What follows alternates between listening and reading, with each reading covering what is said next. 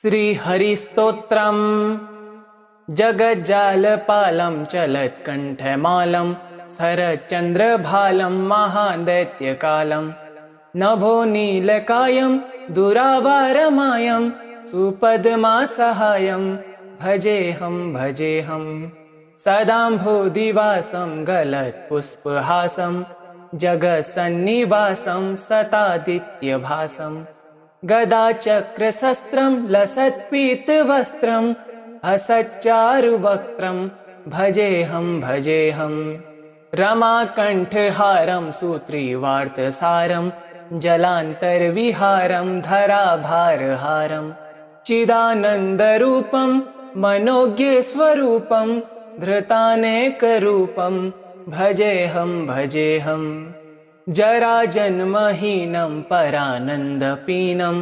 समाधानलीनं सदैवानवीनं जगज्जन्महेतुं सुरानीककेतुं त्रिलोकैकसेतुं भजेऽहं कृताम्नायगानं खगाधीशयानं विमुक्तिर्निदानं हरारातिमानं स्वभक्तानुकूलं जगद्वृक्षमूलं निरस्तार्थशूलं भजेऽहं समस्तामरेशं द्विरेफाभकेशं जगद्दिम्बलेशं हृदाकाशदेशं सदा दिव्यदेहं विमुक्ताखिलेहं सुवैकुण्ठगेहं भजेऽहं सुरालीबलिष्ठं त्रिलोकीवरिष्ठं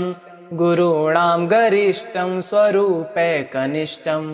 सदा युद्धधीरं महावीरवीरं महाम्भोधितीरं भजेऽहं रमावामभागं तलानग्रनागं कृताधीनयागं गतारागरागं मुनीन्द्रः सुगीतं सुरः सम्परीतं गुणोधैरतीतं भजेऽहं इदं यस्तु नित्यं समाधाय चित्तं पठेदष्टकं कण्ठहारं मुरारे स विष्णो विशोकं ध्रुवं याति लोकं जराजन्मशोकं पुनर्विन्दते नो जगज्जालपालं चलत्कण्ठमालं शरच्चन्द्रभालं महादैत्यकालं नभो नीलकायं दुरावारमायं सुपद्मासहायं भजेऽहं सदाम्भोदिवासं गलत्पुष्पहासं जगत्सन्निवासं सतादित्यभासं गदाचक्रशस्त्रं लसत्पीतवस्त्रं असच्चारुवक्त्रं भजेऽहं रमाकण्ठहारं सूत्रीवार्तसारं जलान्तर्विहारं धराभारहारं चिदानन्दरूपं मनोज्ञस्वरूपं धृतानेकरूपं भजेऽहं जराजन्महीनं परानन्दपीनं समाधानलीनं सदैवानवीनं जगज्जन्महेतुं सुरानीककेतुं त्रिलोकैकसेतुं भजेऽहं कृताम्नायगानं खगाधीशयानं विमुक्तिर्निदानं हरारातिमानं स्वभक्तानुकूलं जगद्वृक्षमूलं निरस्तार्थशूलं भजेऽहं समस्तामरेशं द्विरेफाभकेशं जगद्दिम्बलेशं हृदाकाशदेशं सदा दिव्यदेहं विमुक्ताखिलेहं सुवैकुण्ठगेहं भजेऽहं सुरालीबलिष्ठं त्रिलोकीवरिष्ठं गुरूणां गरिष्ठं स्वरूपैकनिष्ठं सदा युद्धधीरं महावीरवीरं महाम्भोधितीरं भजेऽहं रमावामभागं तलानग्रनागं कृताधीनयागं गतारागरागं मुनीन्द्रः सुगीतं सुरः सम्परीतं गुणोधैरतीतं भजेऽहम् इदं यस्तु नित्यं समाधाय चित्तं पठेदष्टकं कण्ठहारं मुरारे स विष्णो विशोकं ध्रुवं याति लोकं जराजन्मशोकं पुनर्विन्दते नो जगज्जालपालं चलत्कण्ठमालं शरच्चन्द्रभालं महादैत्यकालं नभो नीलकायं दुरावारमायं सुपद्मासहायं भजेऽहम् सदाम्भोदिवासं गलत्पुष्पहासं जगत्सन्निवासं सतादित्यभासं गदाचक्रशस्त्रं लसत्पीतवस्त्रं हसच्चारुवक्त्रं भजेऽहम् रमाकण्ठहारं सूत्रीवार्तसारं जलान्तर्विहारं धराभारहारं चिदानन्दरूपं मनोज्ञस्वरूपं धृतानेकरूपं भजेऽहम् जराजन्महीनं परानन्दपीनं समाधानलीनं सदैवानवीनं जगज्जन्महेतुं सुरानीककेतुं त्रिलोकैकसेतुं भजेऽहम् कृताम्नाय गानं खगाधीशयानं विमुक्तिर्निदानं हरारातिमानं स्वभक्तानुकूलं जगद्वृक्षमूलं निरस्तार्थशूलं भजेऽहम् समस्तामरेशं द्विरेफाभकेशं जगद्दिम्बलेशं हृदाकाशदेशं सदा दिव्यदेहं विमुक्ताखिलेऽहं सुवैकुण्ठगेहं भजेऽहम् सुरालीबलिष्ठं त्रिलोकीवरिष्ठं गुरूणां गरिष्ठं स्वरूपैकनिष्ठं सदा युद्धधीरं महावीरवीरं महाम्भोधितीरं भजेऽहम् रमावामभागं तलानग्रनागं कृताधीनयागं गतारागरागं मुनीन्द्रः सुगीतं सुरः सम्परीतं गुणोधैरतीतं भजेऽहम् इदं यस्तु नित्यं समाधाय चित्तं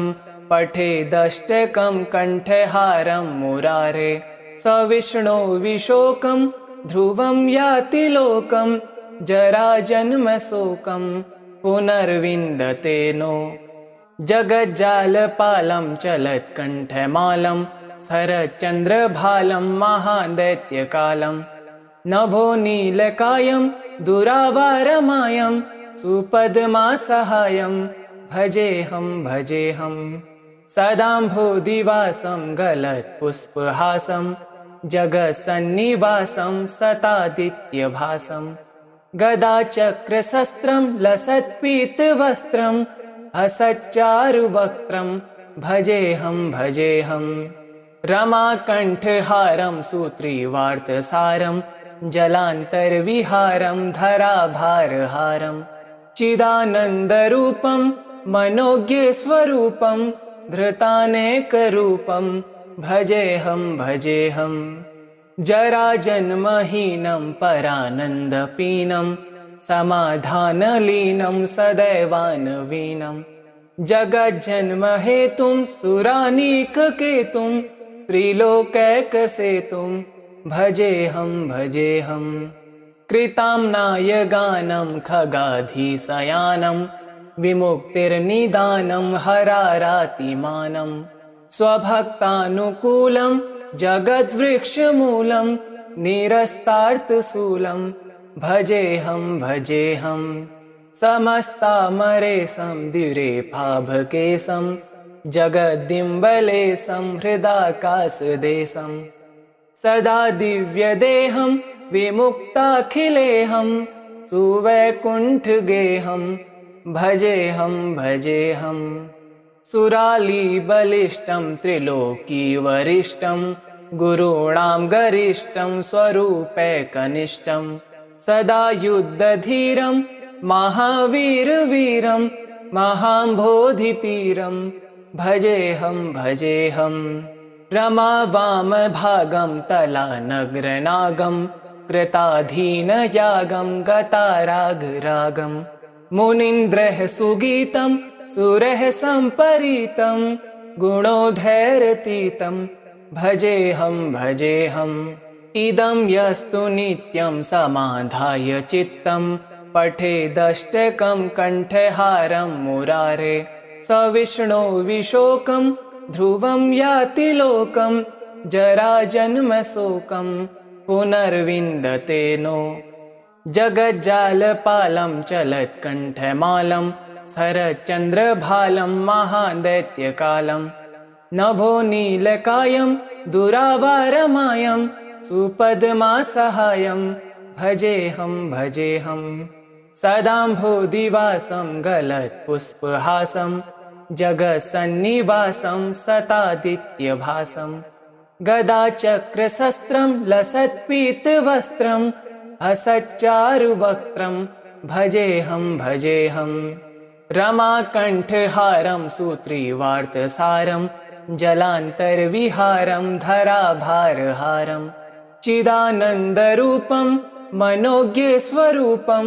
धृतानेकरूपं भजेऽहं भजेऽहं जराजन्महीनं परानन्दपीनं समाधानलीनं सदैवानवीनं जगज्जन्महेतुं सुरानीककेतुं त्रिलोकैकसेतुं भजेऽहं भजेऽहं कृताम्नायगानं खगाधीशयानं विमुक्तिर्निदानं हरारातिमानं स्वभक्तानुकूलं जगद्वृक्षमूलं निरस्तार्थशूलं भजेऽहं भजेऽहं समस्तामरेशं द्विरेफाभकेशं जगद्दिम्बलेशं हृदाकाशदेशं सदा दिव्यदेहं विमुक्ताखिलेऽहं सुवैकुण्ठगेहं भजेऽहं भजेऽहं सुरालीबलिष्ठं त्रिलोकीवरिष्ठं गुरूणां गरिष्ठं स्वरूपैकनिष्ठं सदा युद्धधीरं महावीरवीरं महाम्बोधितीरं भजेऽहं भजेऽहं रमावामभागं तलानग्रनागं कृताधीनयागं गतारागरागं मुनीन्द्रः सुगीतं सुरः सम्परीतं गुणोधैरतीतं भजेऽहं भजेऽहम् इदं यस्तु नित्यं समाधाय चित्तं पठेदष्टकं कण्ठहारं मुरारे स विष्णो विशोकं ध्रुवं याति लोकं जराजन्मशोकं पुनर्विन्दते नो जगज्जालपालं चलत्कण्ठमालं शरच्चन्द्रभालं महादैत्यकालं नभो नीलकायं दुरावारमायं सुपद्मासहायं भजेऽहं भजेऽहं सदाम्भोदिवासं गलत्पुष्पहासं जगत्सन्निवासं सतादित्यभासं गदाचक्रशस्त्रं लसत्पीतवस्त्रं हसच्चारुवक्त्रं भजेऽहं भजेऽहं रमाकण्ठहारं सूत्रीवार्तसारं जलान्तर्विहारं धराभारहारं चिदानन्दरूपं मनोज्ञस्वरूपं धृतानेकरूपं भजेऽहं भजेऽहं जराजन्महीनं परानन्दपीनं समाधानलीनं सदैवानवीनं जगज्जन्महेतुं सुरानीककेतुं त्रिलोकैकसेतुं भजेऽहं भजेऽहं कृताम्नायगानं खगाधीशयानं विमुक्तिर्निदानं हरारातिमानं स्वभक्तानुकूलं जगद्वृक्षमूलं निरस्तार्थशूलं भजेऽहं भजेऽहं समस्तामरेशं द्विरेफाभकेशं जगद्दिम्बलेशं हृदाकाशदेशं सदा दिव्यदेहं विमुक्ताखिलेऽहं सुवैकुण्ठगेहं भजेऽहं सुरालीबलिष्ठं त्रिलोकीवरिष्ठं गुरूणां गरिष्ठं स्वरूपैकनिष्ठं सदा युद्धधीरं महावीरवीरं महाम्भोधितीरं भजेऽहं रमावामभागं तलानग्रनागं कृताधीनयागं गतारागरागं मुनीन्द्रः सुगीतं सुरः सम्परीतं गुणोधैरतीतं भजेऽहं इदं यस्तु नित्यं समाधाय चित्तं पठेदष्टकं कण्ठहारं मुरारे स विष्णो विशोकं ध्रुवं याति लोकं जराजन्मशोकं पुनर्विन्दते नो जगज्जालपालं चलत्कण्ठमालं शरच्चन्द्रभालं महादैत्यकालं नभो नीलकायं दुरावारमायं सुपद्मासहायं भजेऽहं सदाम्भोदिवासं गलत्पुष्पहासं जगत्सन्निवासं सतादित्यभासं गदाचक्रशस्त्रं लसत्पीतवस्त्रं हसच्चारुवक्त्रं भजेऽहं रमाकण्ठहारं सूत्रीवार्तसारं जलान्तर्विहारं धराभारहारं चिदानन्दरूपं मनोज्ञस्वरूपं धृतानेकरूपं भजेऽहं जराजन्महीनं परानन्दपीनं समाधानलीनं सदैवानवीनं जगज्जन्महेतुं सुरानीककेतुं त्रिलोकैकसेतुं भजेऽहं कृताम्नाय गानं खगाधीशयानं विमुक्तिर्निदानं हरारातिमानं स्वभक्तानुकूलं जगद्वृक्षमूलं निरस्तार्थशूलं भजेऽहं समस्तामरेशं द्विरेफाभकेशं जगद्दिम्बलेशं हृदाकाशदेशं सदा दिव्यदेहं विमुक्ताखिलेऽहं सुवैकुण्ठगेहं भजेऽहं सुरालीबलिष्ठं त्रिलोकीवरिष्ठं गुरूणां गरिष्ठं स्वरूपैकनिष्ठं सदा युद्धधीरं महावीरवीरं महाम्भोधितीरं भजेऽहं रमावामभागं तलानग्रनागं कृताधीनयागं गतारागरागं मुनीन्द्रः सुगीतं सुरः सम्परीतं गुणोधैरतीतं भजेऽहं इदं यस्तु नित्यं समाधाय चित्तं पठेदष्टकं कण्ठहारं मुरारे स विष्णो विशोकं ध्रुवं याति लोकं जराजन्मशोकं पुनर्विन्दते नो जगज्जालपालं चलत्कण्ठमालं शरच्चन्द्रभालं महादैत्यकालं नभो नीलकायं दुरावारमायं सुपद्मासहायं भजेऽहं सदाम्भोदिवासं गलत्पुष्पहासं जगत्सन्निवासं सतादित्यभासं गदाचक्रशस्त्रं लसत्पीतवस्त्रं हसच्चारुवक्त्रं भजेऽहं रमाकण्ठहारं सूत्रीवार्तसारं जलान्तर्विहारं धराभारहारं चिदानन्दरूपं मनोज्ञस्वरूपं धृतानेकरूपं भजेऽहं जराजन्महीनं परानन्दपीनं समाधानलीनं सदैवानवीनं जगज्जन्महेतुं सुरानीककेतुं त्रिलोकैकसेतुं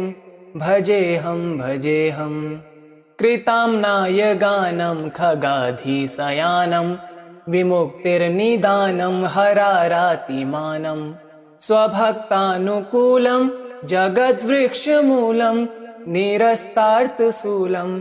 भजेऽहं समस्तामरेशं द्विरेफाभकेशं जगद्दिम्बलेशं हृदाकाशदेशं सदा दिव्यदेहं विमुक्ताखिलेऽहं सुवैकुण्ठगेहं भजेऽहं सुरालीबलिष्ठं त्रिलोकीवरिष्ठं गुरूणां गरिष्ठं स्वरूपैकनिष्ठं सदा युद्धधीरं महावीरवीरं महाम्भोधितीरं भजेऽहं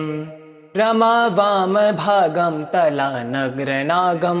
कृताधीनयागं गतारागरागं मुनीन्द्रः सुगीतं सुरः सम्परीतं गुणोधैरतीतं भजेऽहं इदं यस्तु नित्यं समाधाय चित्तं पठेदष्टकं कण्ठहारं मुरारे स विष्णो विशोकं ध्रुवं याति लोकं जराजन्मशोकं पुनर्विन्दते नो जगज्जालपालं चलत्कण्ठमालं शरच्चन्द्रभालं महादैत्यकालं नभो नीलकायं दुरावारमायं सुपद्मासहायं भजेऽहं सदाम्भोदिवासं गलत्पुष्पहासं जगत्सन्निवासं सतादित्यभासं गदाचक्रशस्त्रं लसत्पीतवस्त्रं हसच्चारुवक्त्रं भजेऽहं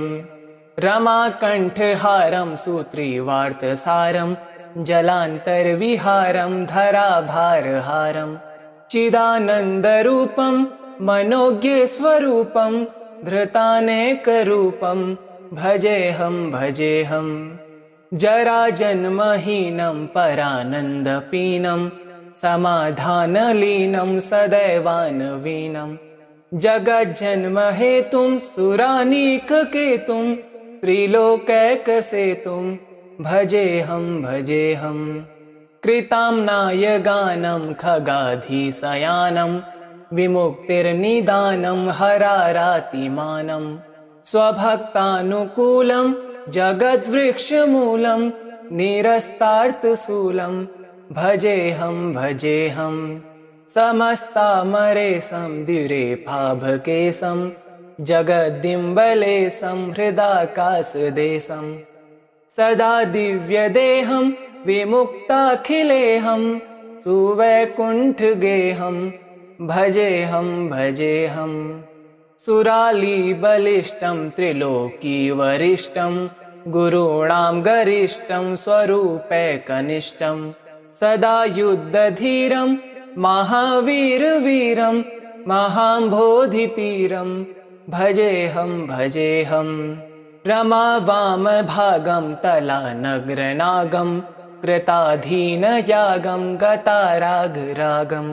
मुनीन्द्रः सुगीतं सुरः सम्परीतं गुणोधैरतीतं भजेऽहं इदं यस्तु नित्यं समाधाय चित्तं पठेदष्टकं कण्ठहारं मुरारे स विष्णो विशोकं ध्रुवं याति लोकं जराजन्मशोकं पुनर्विन्दते नो जगज्जालपालं चलत्कण्ठमालं शरच्चन्द्रभालं महादैत्यकालं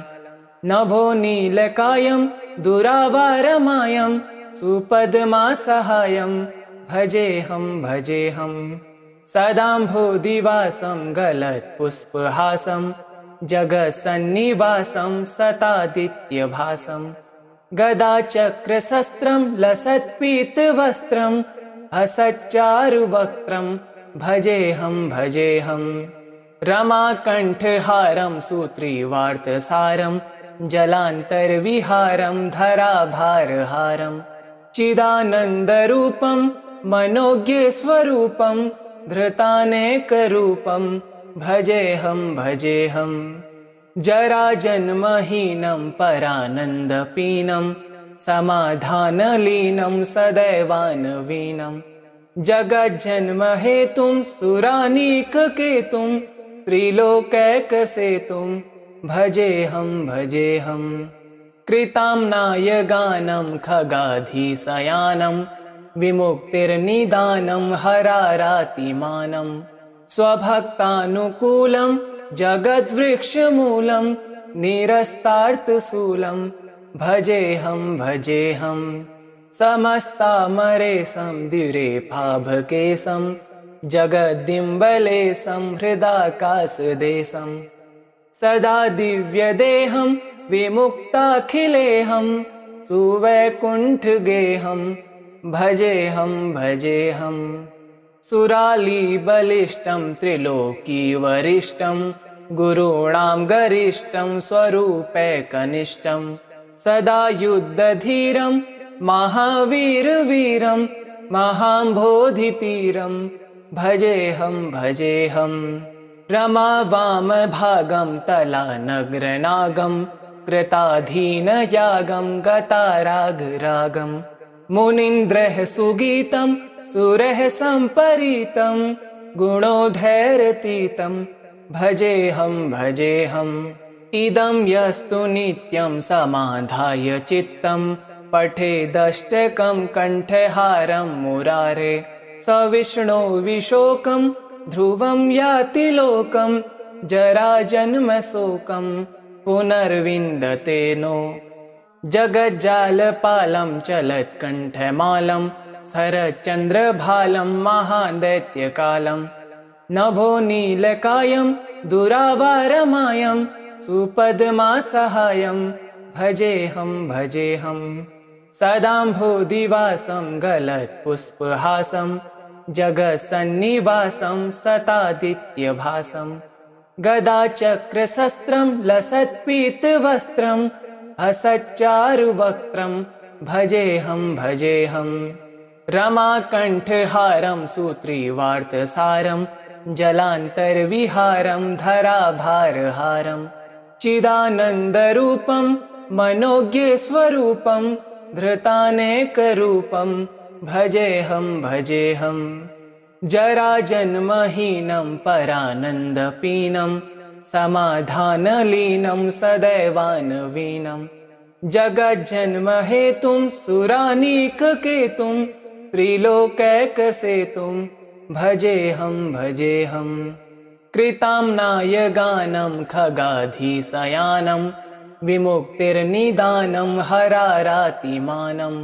स्वभक्तानुकूलं जगद्वृक्षमूलं निरस्तार्थशूलं भजेऽहं समस्तामरेशं द्विरेफाभकेशं जगद्दिम्बलेशं हृदाकाशदेशं सदा दिव्यदेहं विमुक्ताखिलेऽहं सुवैकुण्ठगेहं भजेऽहं सुरालीबलिष्ठं त्रिलोकीवरिष्ठं गुरूणां गरिष्ठं स्वरूपैकनिष्ठं सदा युद्धधीरं महावीरवीरं महाम्भोधितीरं भजेऽहं रमावामभागं तलानग्रनागं कृताधीनयागं गतारागरागं मुनीन्द्रः सुगीतं सुरः सम्परीतं गुणोधैरतीतं भजेऽहं इदं यस्तु नित्यं समाधाय चित्तं पठेदष्टकं कण्ठहारं मुरारे स विष्णो विशोकं ध्रुवं याति लोकं जराजन्मशोकं पुनर्विन्दते नो इति श्रीहरिस्तोत्रं सम्पूर्णम्।